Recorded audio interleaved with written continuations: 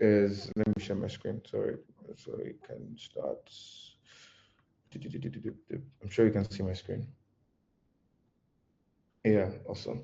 So today's topic, positioning yourself for global opportunities, is one that is, I'll say, is a topic I'm very, very passionate about. And why am I passionate about this topic is because I've seen time and time again, there are a lot of very skilled individuals that are not out there. Like the people out there, most times are not really the most skilled people. Right? And oh my God, you can't hear me? Can you hear me? Am I loud? Sorry, can people confirm that if you can hear me, just give a thumbs up. Or do I need to shout? Okay. Oh, okay, so maybe Cleo, maybe you should check your okay, thank you. Okay, that's good. Awesome. Yeah, so like I said, this is a topic that I'm very passionate about, and I know that by the time I'm done with this presentation, you would find that it is very, very easy to get access to global opportunities. The first thing I'll say before I even start my slide is that it's this thing actually is first before we even go into the dynamics and everything and you know positioning yourself on LinkedIn and all those things. It is first the mindset, right? One thing I've seen is that the typical African always underestimates themselves. Like the typical African has low self-esteem, and the typical African does not go out for global opportunities, right? Global opportunities would likely not come and meet you at your doorstep, right? You have to, if you want it, you have to go out for it. You have to search for it. You have to look for it. You have to think about it. You have to see yourself as someone that is worth it, right? I remember the time I had a conversation with a friend of mine, and the conversation we were having, this was last year, and I asked him a question that, do you see yourself earning in dollars? Do you see yourself earning in Forex, euros, pounds? And he was like, no, no, that's how, like, his first reaction was, oh no, how can it even happen? And if you have that mindset, you would never find those kind of opportunities. There's a general law. I'm a big believer, right? But there's a general law that people say that what you think of, you attract, and what you don't think about, you do not attract, right? So let me start my slide. So who am I? Well, this is not really known to the public yet. So I'm a co-founder actually of a startup. I'm also a developer advocate at Step Security. I'm a public speaker. I'm a lead guitarist. Other things to know about me: I attended Decagon last year on half scholarship. That's where I met people like Samuel, and I had tutors like Shegun and Osamudi. I mean, really wonderful individuals. Really grateful to them. One of the best teachers. They made me understand Java, even though I don't really use it again. But okay, so let's just dive right in, right? What does it take to become a global talent? Um, this question was the question on my mind. December 2023. I had just finished school, and I was sitting down and thinking about my life. You know that whole stage of, I don't know if you have students here or maybe recent graduates, that whole phase where you're like, okay, I'm done with school. By the way, I studied mechanical engineering. I finished the first class, great grade, right? But man, I did my internship and I knew that this is not what I wanted to do with my life because it did not make sense to me, right? And I sat down and I started asking myself, what what does it take to become a global talent? What field can I go into? Right, and tech was an option, right? Like I said, I'm a believer, so I was led to go into tech by the Holy Spirit, and I asked some of my friends, okay, what's the roadmap in tech? And most people are telling me, oh, well, after learning for like 2 3 years, right? You have after learning for 2 3 maybe 1 year or 2 years, you get an internship paying you maybe like 200K, 250K, 300K at most. And then maybe after 3 5 years, you now get a very good stable job that's paying you good money. And maybe when you're in your 7th year, you can now start earning forex, that's in dollars, euros, and pounds, right? And I just knew that, man, it felt too long. Like the road felt too long. Like I said, your mindset actually plays a big role. If you think that I have to spend 10 years learning or writing Java to earn in foreign currency, that is exactly what's going to happen to you. If you think that, okay, I can get knowledge now and I can get into internships that pay me in dollars, that is what happened to you, right? So I just think that there was a very big problem with, and most people I was talking to at that time, that's what they were saying. They were saying, oh, you have to take some time. It takes time. It takes time. And don't get me wrong. Yes, it takes time. Takes time to master some fundamental principles. Yes, you would need to, do your due diligence. You need to do the hard work. But if you do not see yourself as someone that can play in the big leagues, you might never reach there. Right. And I remember I just knew that, man, I couldn't, my life couldn't be normal. I couldn't live the normal way people were living, right? So I I started a quest, right, on what does it take to become a global talent. And I'll be sharing the things I learned from that quest today. Right. Awesome. So the first thing it takes to become a global talent, skill. Yes, skill. Now, when I say skill, I'm sure this is the Java users group, so everybody here understands Java. I'm not just talking about Java programming as a skill. I'm talking about what skills do they need in the global space. That's the question you must ask yourself, right? Is my skill relevant to play in the global space? Is this tool I'm learning, is it relevant for the global audience, or is it for just for Nigerian local audience? Right? There are some roles that, for example, are not very popular in the Nigerian space. For example, we have the role I'm currently in at Step Security as a developer advocate. It is not a popular role at all because I don't think Nigeria. Well, I think I've been seeing it here and there, but it's not very popular. It's more popular in the in abroad, a global audience. Tools, skills like or roles like solution architect. You never really hear solution architect at money. Well, I've not heard it before. Solution architect at money point. All you usually see is backend engineer, software engineer, cloud engineer. The normal UI UX thing. So the question you must ask yourself is this skill that I'm learning, this thing I'm learning, how relevant is it in the global space? Now, then I didn't really know how to use ChatGPT. So let me tell you what I used to do then. I would literally go to LinkedIn, right? And this is what I used to use my LinkedIn for at that time when I was I'll say job hunting and learning at the same time. By the way, at this time I was learning DevOps engineering, just for more context, because I was interested in DevOps, right? So I'll look for LinkedIn, I'll go to LinkedIn, I'll go to the job section and I'll type DevOps engineer and I'll change the location from Nigeria to United States. And then I'll search for the job. And then I'll make a list, literally, a list of all the skills or tools they demanded I needed to know to work in that company. Right. So let's say they say, oh, you need to know Kubernetes, you need to know Java. And the reason why I even went to go and learn Java was because I realized that most of the DevOps roles required some use of Java for some weird reason. So I was like, maybe this Java thing, I actually have to be a serious human being and learn it, right? So you see those skills, right? So what role do you see yourself having in the next 6 to 9 months? Do you know the skills required for that role? If you don't know it, you can just ask ChatGPT. Now with one prompt, you can probably get all of this. You can just tell ChatGPT to cross-reference all the roles of top companies in the United States or in Europe or in South America, and then to find the skills that all correspond with each and every one of them. Am I clear? If I'm too fast, please tell me. Right? So just do that. Just someone should just give me a reaction. So because I can't see the audience, so I don't know if people are lost or anything. Right? So just check that out. You want to be okay. My target is I want to be a Java engineer, right?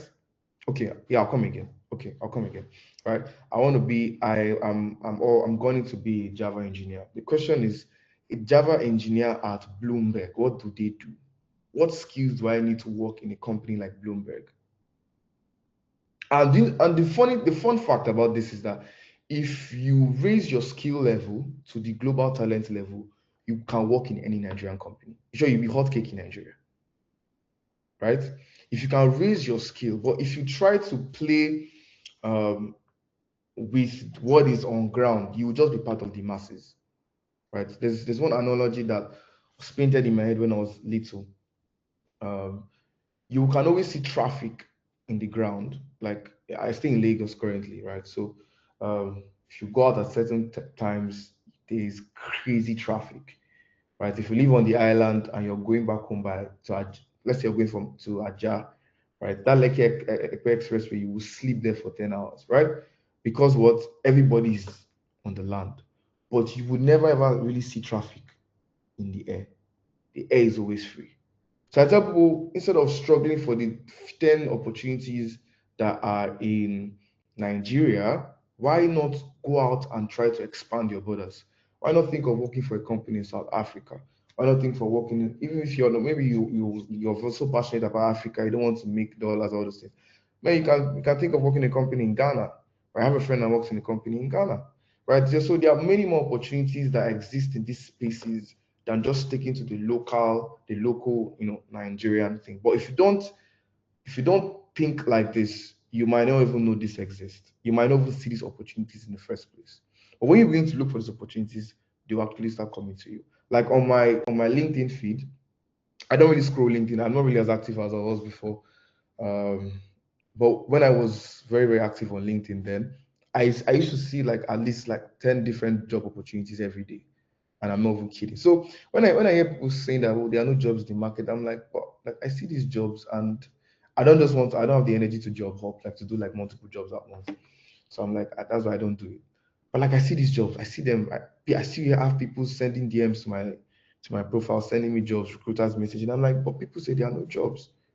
And I realized that the problem is just that, like I said, like the topic says, positioning. So when it comes to skill, you must position yourself so that you're learning the right things, right? So that you're not learning outdated things. So that you're learning what is needed now, right? So when learning anything, when taking any course, the question you must ask yourself is that how would this make me take one more step further in becoming a global talent, in landing that dream job in the UK, or in getting that dream job in Rwanda or wherever you want to be, right? So skill is very important. So my next slide, right? I want to round up very fast so I can have enough time for questions because I know questions might be quite a lot, right? Okay. So second thing you need to become a global talent, visibility. Who knows you know what you know?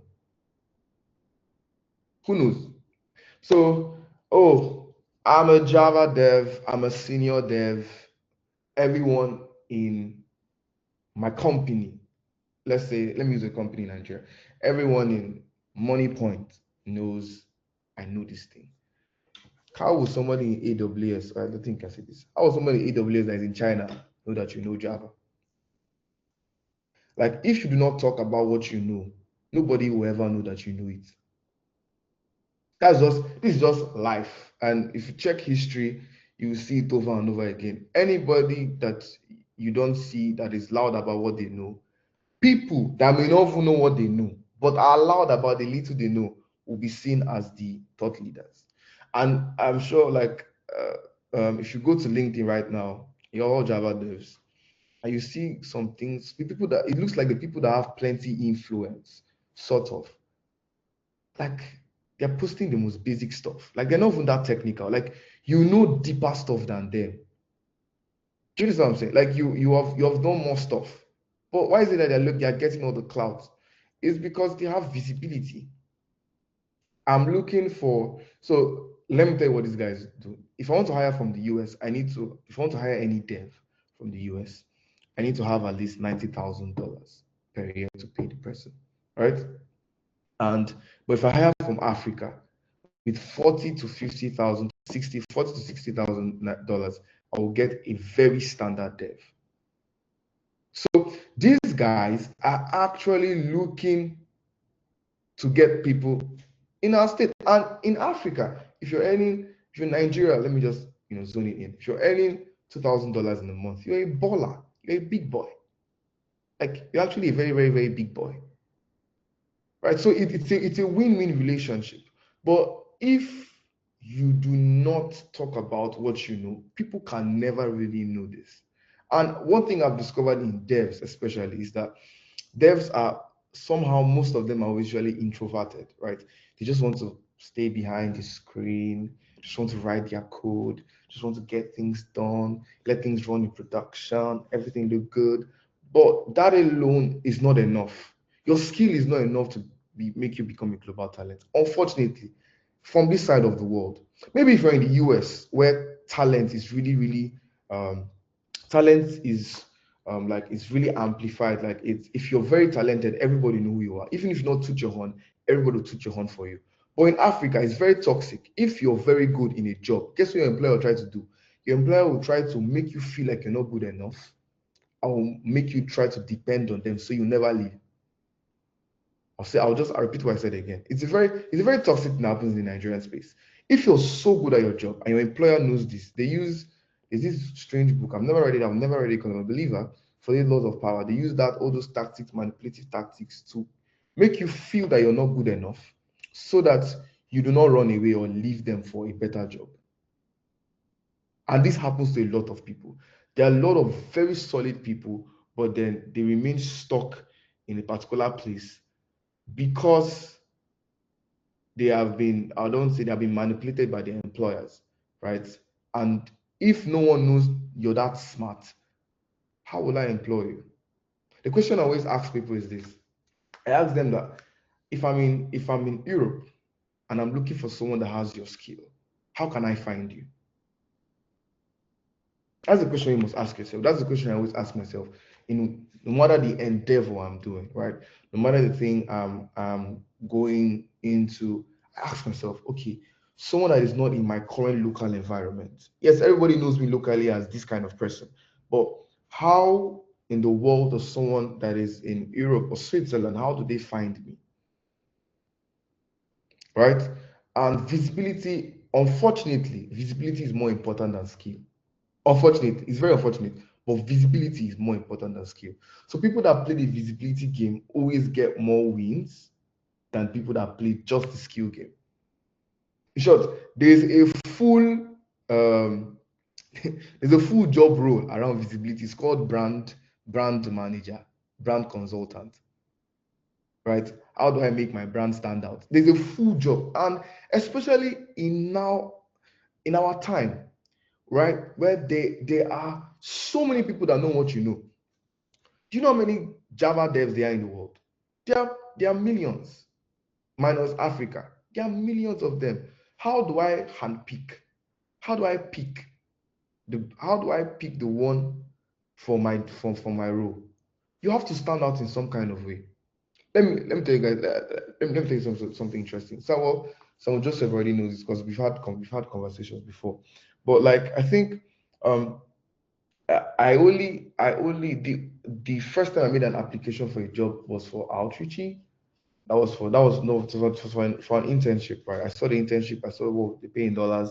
Good. I'm not going to talk about this later in the talk, but that was the first time I like applied for something, and I didn't have to really apply for any other job per se, right? Because like most times they always just reached out to me. Oh, hi, Ramo. I see that you do this. I saw your work here. I saw an article you published about this here. Are you willing to have a conversation so that we can, talk on how you can come on board and help us with XYZ, right? I saw you did something around this. For example, now, another big thing that can give you visibility is being in a community of like-minded people. So something can pop up now. Let's say a Java conference is happening somewhere in Spain, and they're like, oh, they want to sponsor 3, 4 people from the African space. You can just talk about the work you did in the community, and you go, right? So visibility is super important. Who knows you know what you know. You must always ask yourself this question. As you're writing your skills, as you're writing your code, as you're learning your skills, as you're writing your code, ask yourself, who knows I know what I know? And how can I make more people know what I know? Another tip I'll give you is this.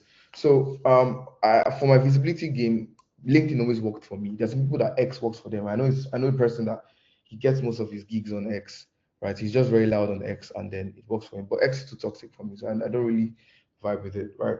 So what I did then, so let me share another tip was, because now when people hear me talk about visibility, what they do is that, okay, they now start, they start posting about what they know. But it's not just about posting about what you know. You must ensure that what you know is meeting the right audience, right? So quick tip, quick LinkedIn tip here. I'm not a LinkedIn coach, by the way, but quick LinkedIn tip here. Connect with, so let's say you want to be a Java engineer, right?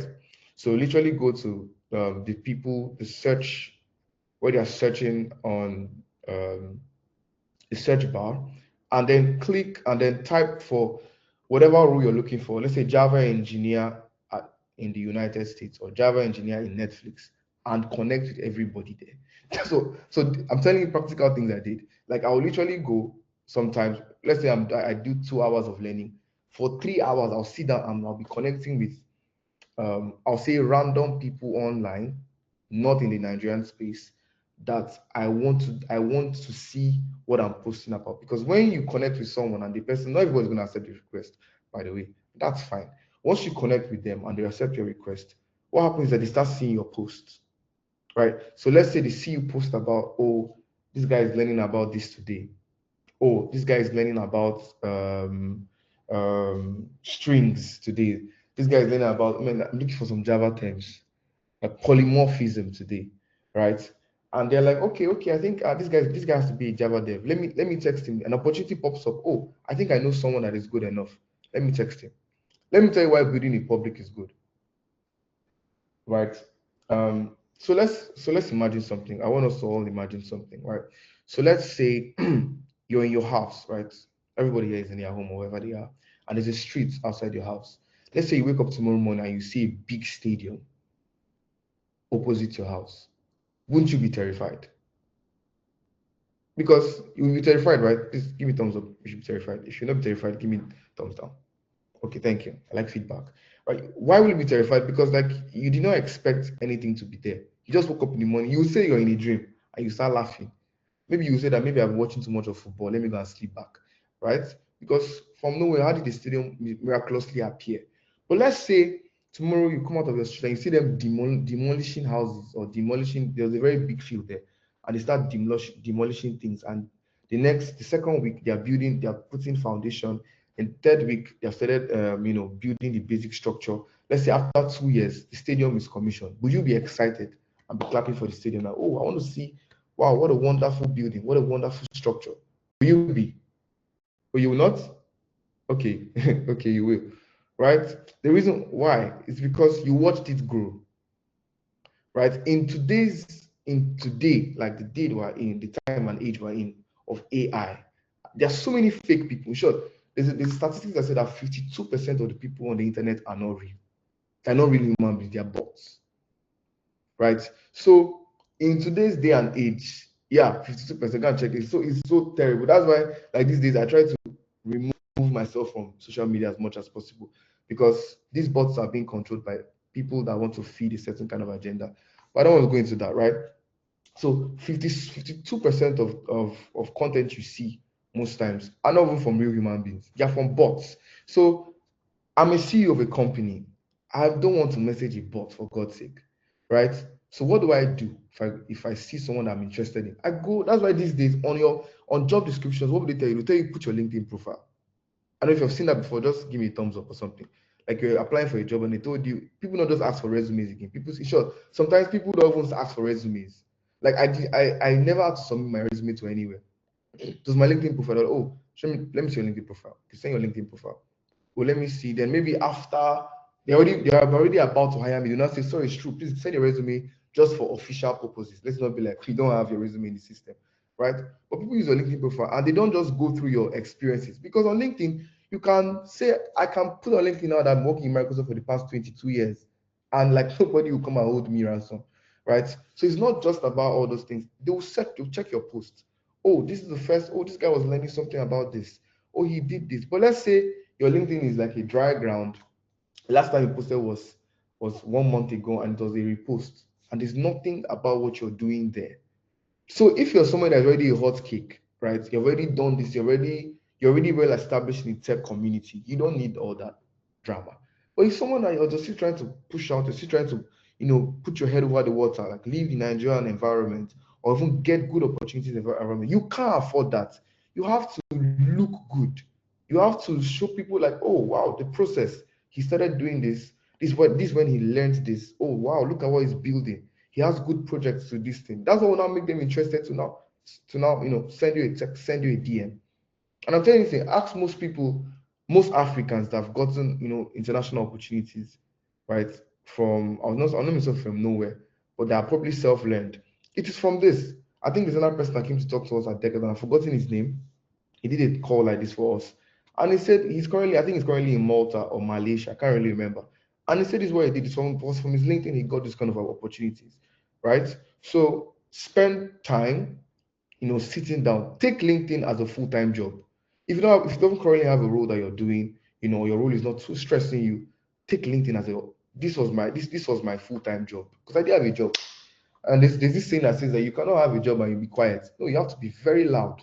Like you can't afford it. You can't afford to be quiet when you don't have a role. You have to be very loud, loud about the project you're working on, loud about the skills you have, loud about everything, so that the right people can meet you and you can get those kind of opportunities. Okay, let me round up. So, building in public through open source. Open source. So the question is, okay, I want to start building in public. How do I do it? Open source is a very great way to build in public. I said another way to build in public is to, showcase your skills through your community, right? So I'm assuming you like I think I'm seeing channels, links to the channels and all that. So people ask questions in the group. You answer those questions. I know people that just from answering certain questions on groups, they got opportunities, because there's always one senior dev watching that has like 15 or 3 jobs he's doing, and is looking for someone to just, help him pull off some weight on him, and you probably pay really well, right? So, when you're active in the community you're in, I remember when I started contributing to Open Telemetry, that was last year. I met a lot of very interesting people. Another thing about open source is that in open source, you have the opportunity to meet different people from different backgrounds, from different races, from different, mindsets, right? Like I remember at the time I was working with someone that worked at Red Hat, another person I was working at Grafana, really, really big companies. Another person I was working at Microsoft, and the kind of conversations you have with these kind of people and the kind of network you can have with them, just opens more opportunities to you. Right. So, how do you contribute to open source? I think I have a full YouTube video on that, but I'll probably share it with the community, because that's a very, very long talk. But other ways you can contribute to open source, you can build through open source, is Outreachy.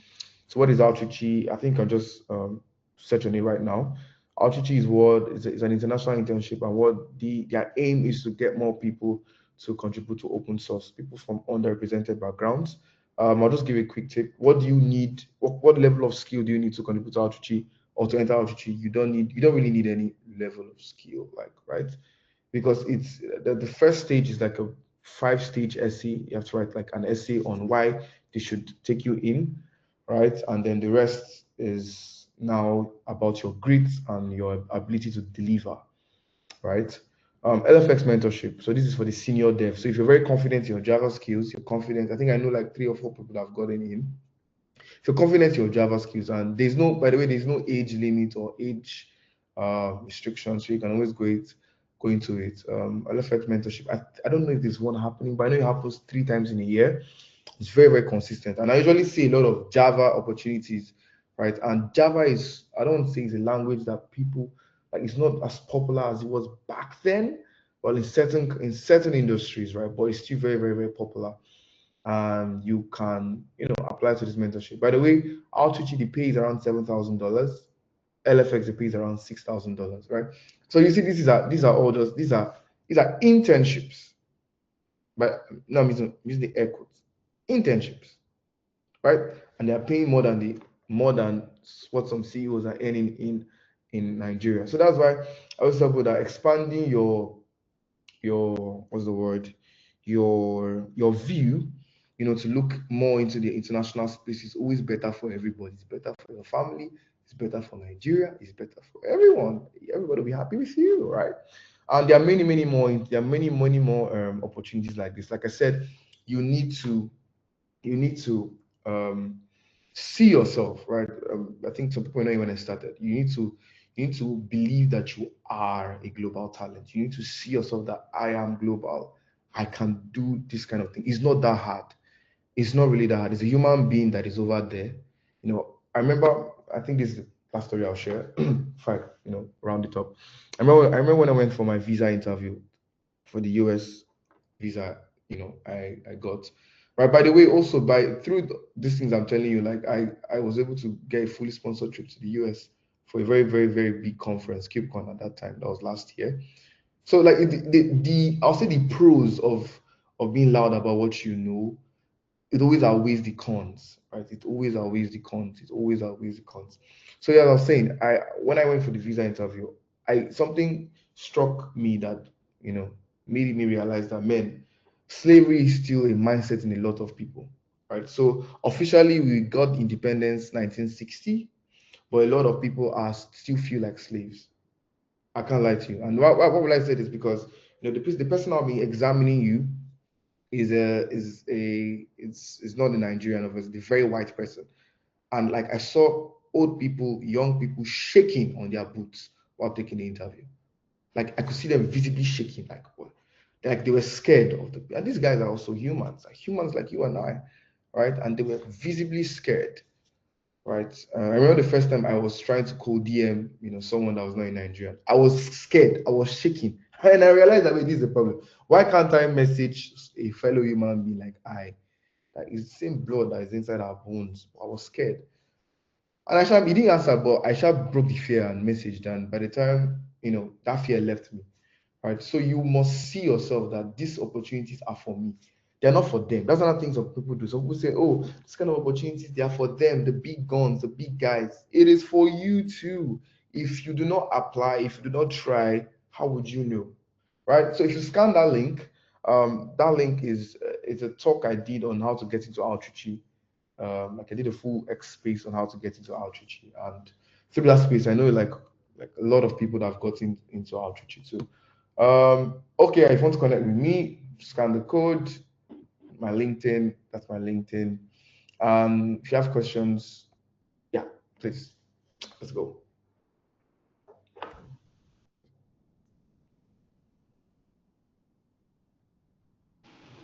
Wow. Wow. That was an amazing section. Please, can we react by, yeah, yeah. You can just raise up your hands if you have any questions. You can raise up your hands. That was Oh, amazing. Who knows that you know what you know? yeah. So have that at the back of your mind.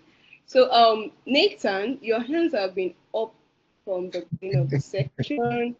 I just want to confirm if you have a question or it's more like a reaction. Please, you can unmute and speak. Nathan. I don't know. I think it was a mistake. Oh, I'm sorry. All right, all right. Okay, so if that was a mistake, then Ebube, please you can ask your question.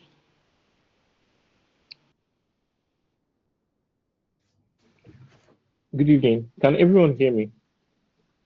Yep. I can hear you. All right, thank you. That was a very wonderful session. I know I learned a lot. So I have two questions. One is personal, Shabu, so you can decide Okay. to answer or not. The Okay. first Cool. one is, okay, you talked about building in public, and I wanted to ask because I hear this a lot. I want to know, Yep. do you mean Yep. as far learning in public, like, do you recommend posting about what you're learning? Like, if you don't really have any projects yet, if you don't have anything to show, do you recommend posting about it on sites like LinkedIn, or when you have built some things, like when you have things to show, projects that you're already proud of, then you start talking about those.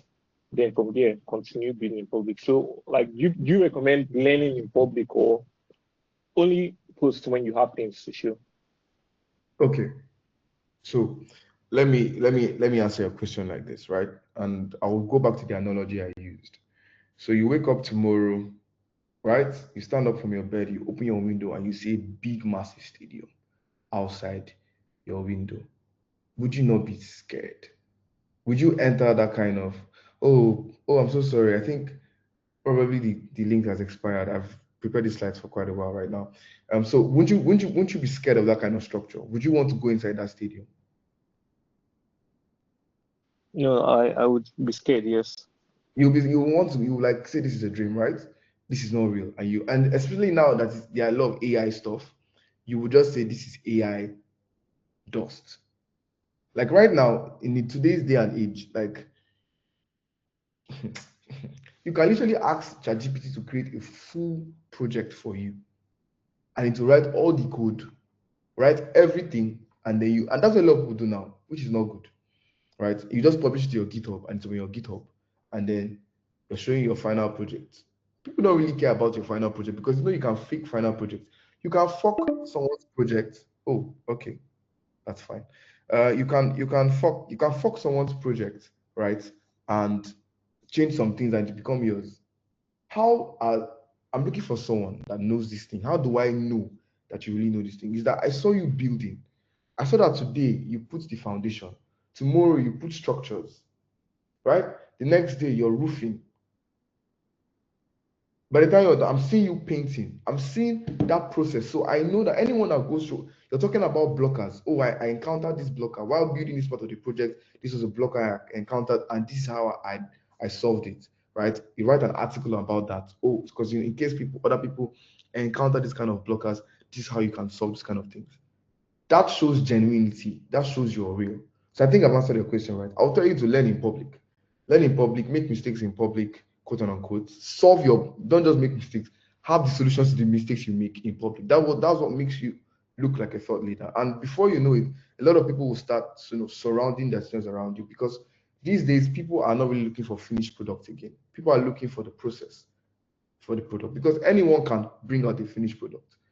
If I play with this effect here, I can look like I have makeup. I can look like anything, right? But when you see the process of me doing that thing, that's what gives my work width. And that is what I'm looking for when I want to hire someone. I've answered the question, everybody. Yes, you have.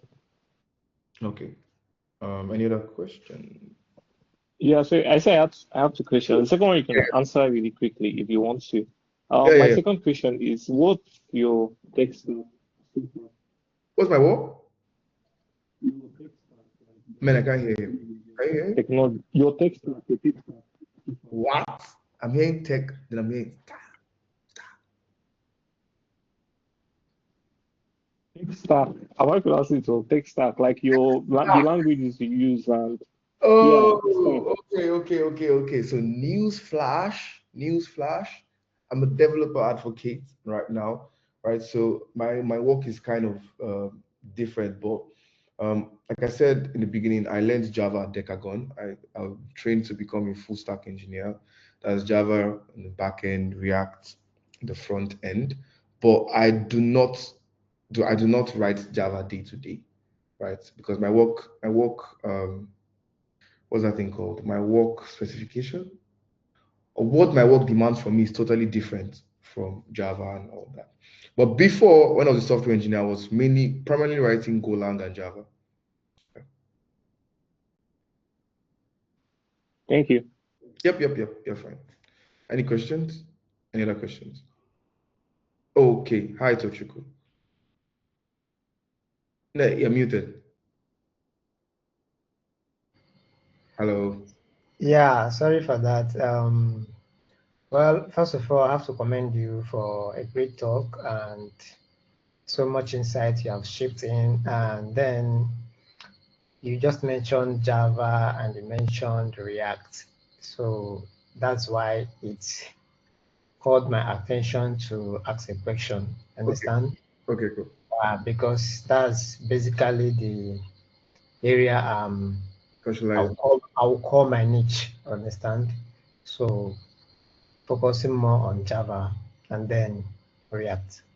Yeah, you mentioned, okay, maybe you want to connect with a particular kind of people. Probably you're talking about Java and you search for the Java guys, maybe on Netflix or on whatever company you are interested in.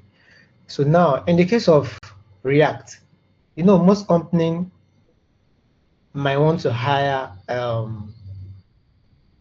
probably a front end or a back end.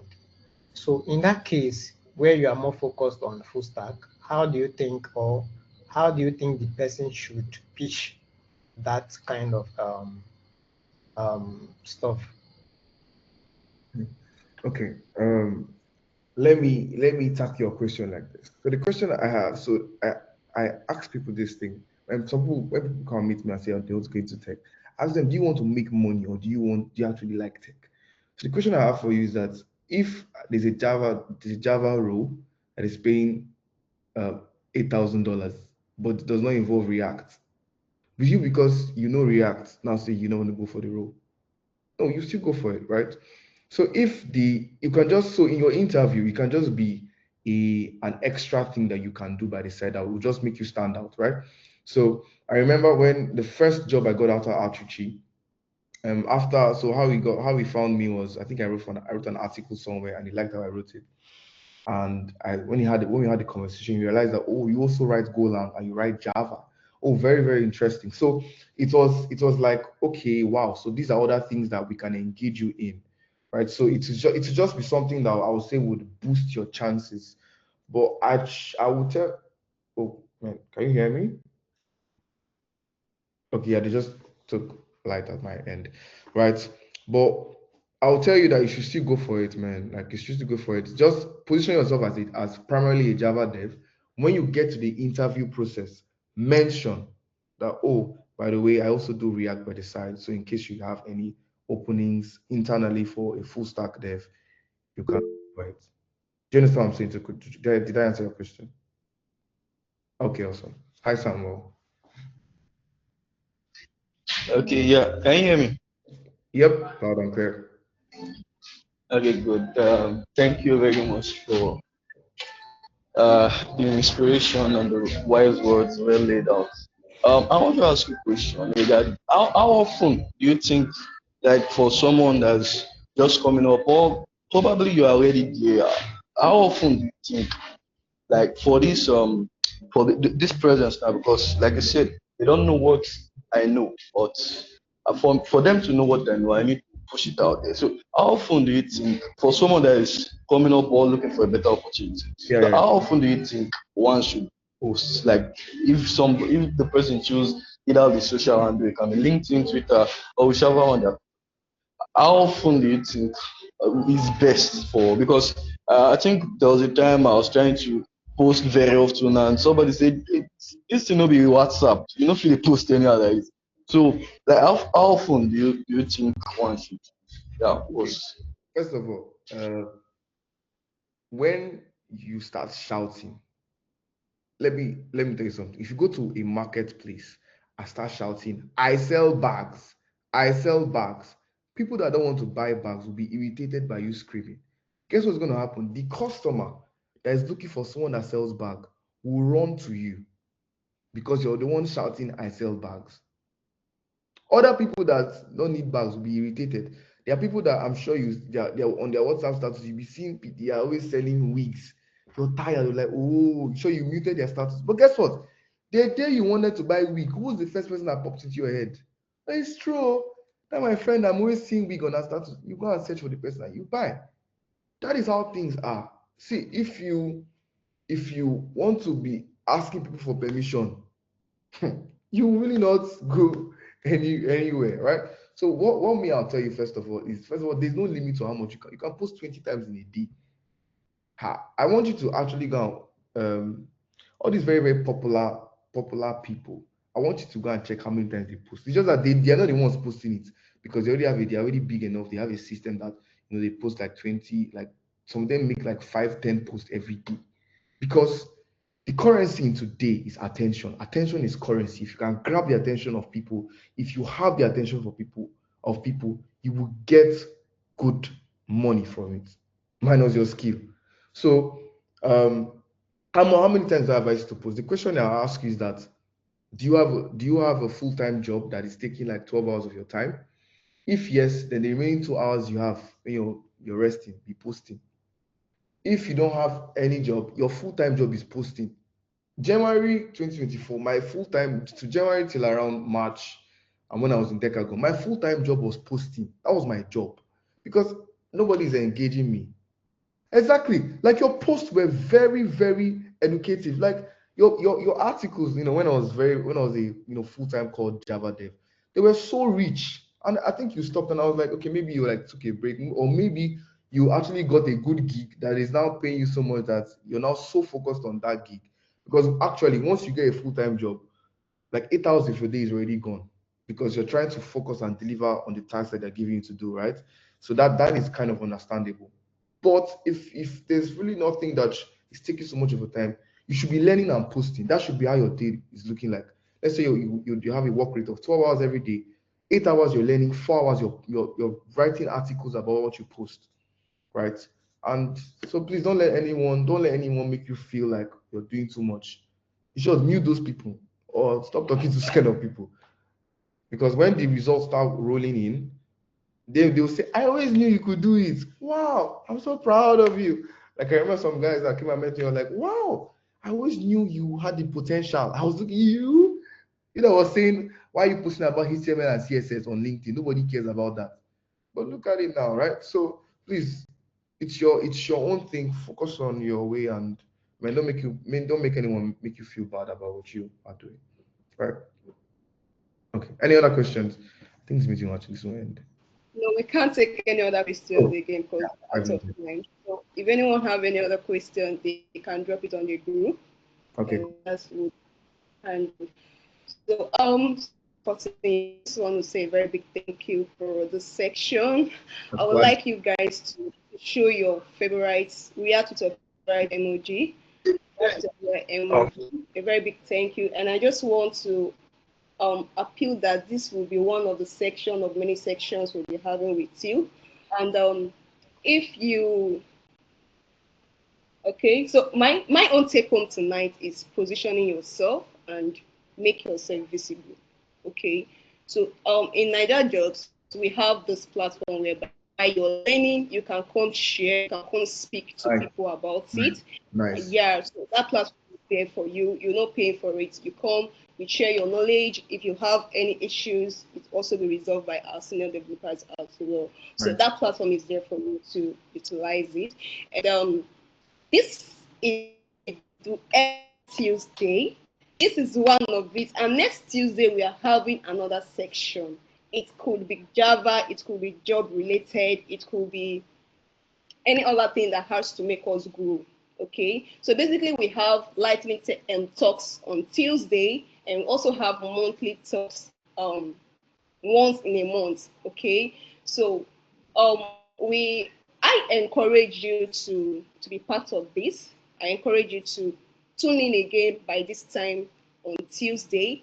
Upper Tuesday, we still have another section. In fact, all the Tuesdays in this year, we'll be having sections like this. I want to use this opportunity to appreciate my mentors that are in the house. I want to appreciate my boss. My boss, I don't used to mention by his name, but he's there. He already know himself. I don't know. So it's Ojo. My boss Ojo is in the building. He's a mentor, a friend.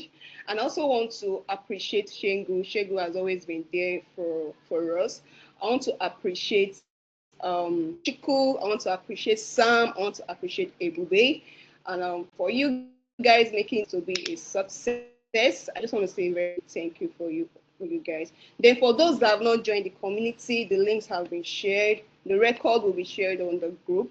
And those that are yet in our LinkedIn group as well, you're welcome. Our Twitter accounts, you can follow us on our Twitter as well. Please share this good news to your fellow developers that are looking out for something like this. Okay, so it's not paid for, it's free. We have a lot of packages on ground. But God is helping us. Gradually, we'll be unveiling it bit by bit. So thank you for an amazing section. Thank you so much, guys. We're going to call it a wrap here. Thank you, and thank you for having us tonight. We really appreciate it. Thank you. And the call just ended.